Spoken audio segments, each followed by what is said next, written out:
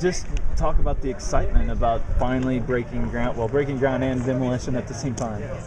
Well, we started incubating and thinking about this project in 2010, and as you heard, we attended a Corporation for Supportive Housing Institute. That's where the dream was incubated. These were good people in our state who really taught us the value of relationship in development. I had no knowledge about what development was or a project of this magnitude. We had a wonderful development consultant, Ann Mannix from Neighborhood Development Associates. She really helped train me, mentor me in finding a good developer. The Biggs management development company has been outstanding, as you can see.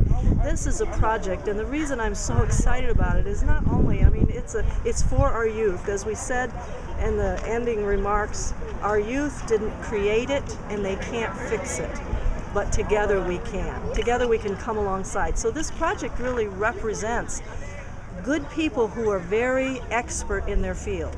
We have amassed some of the most expert facilitators of development in anywhere in the state, with Biggs, with Ideal Suburban Homes, with Maynard Scales, with the, I can't say enough about the Fort Wayne Housing Authority. Often it is rare that a project like this gains the attention of the Housing Authority. We've been told that. Maynard caught on to the dream early and stayed the course with us, and it wasn't easy. This is probably one of the most complicated projects I've ever worked on, and I guess the excitement to answer the question is that I'm just excited about so many good people stepping up for our young people today, investing in them for their future, to give them hope in a future, because the hopelessness is rampant among our youth previously in foster care. As Robert just mentioned, it's a safety net. With the project-based vouchers, young people are only going to pay 30% of their area average median income, and so it gives them the opportunity to get their education, to find and keep a job and be trained in a job. Two components of this, and that I'm very excited about, are education, supporting educational and vocational training, and also the employment piece. We expect to have a lot of partnerships and collaboration in those two areas, and then the healing component. We have a teaching kitchen. Ivy Tech was helpful in helping us develop the specs for that. A teaching kitchen. We have arts and crafts room. We have exercise room. We have urban gardening, which is a therapeutic process in itself. And I'm so excited that the neighborhood has already caught on. And I had an email from Jane Ford, the Secretary of PAPA, and she said, "Oh, I'm a master gardener." She said, "I would love to train and teach the young people in that in the courtyard how to manage an urban garden." So the excitement is because of the relationships, really, because we do teach and we do exemplify and teach our young people all healing happens in relationship. And when you have been traumatized, when you have been discouraged, sometimes the first thing you do is withdraw and isolate, and many of our young people have done that through the years. I believe that this kind of a project, the Courtyard, is designed to build community, not only inside the walls but outside the walls in the neighborhood, and that's why I'm excited.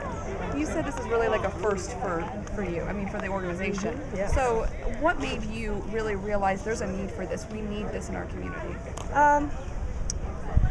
I think the dream was incubated in me through Corporation for Supportive Housing. I heard a statistic, and the statistic said that 40 to 50% of all youth aging out of foster care become homeless within the first 18 months of being out of care. I heard that, and then another statistic was 47% of our youth that age out of foster care in a few months become unemployed. And the unemployment rate among our youth today, previously in foster care, is 47 to 50%. The statistics support that. When I heard those statistics, something happened in me, and I said no. Not on our watch. I went to some of my superiors in our company. I visioned this. As you heard, SAFY was not in the business of owning and developing property. We never have. We're expert in the service delivery. But we were able to find someone to work with us, and the development people agreed to own the property, own the building. It's a partnership really that owns the building.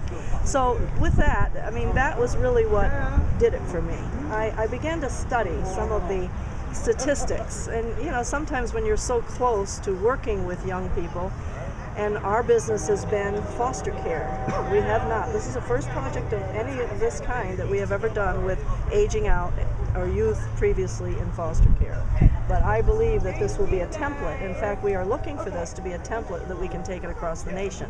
SAFY is called Specialized Alternatives for Families and Youth, and we are in 8 states. And there are many states SAFY states that are looking at this. In fact, there are many organizations across the country that are looking at projects like this, and there's available federal money now for this target population.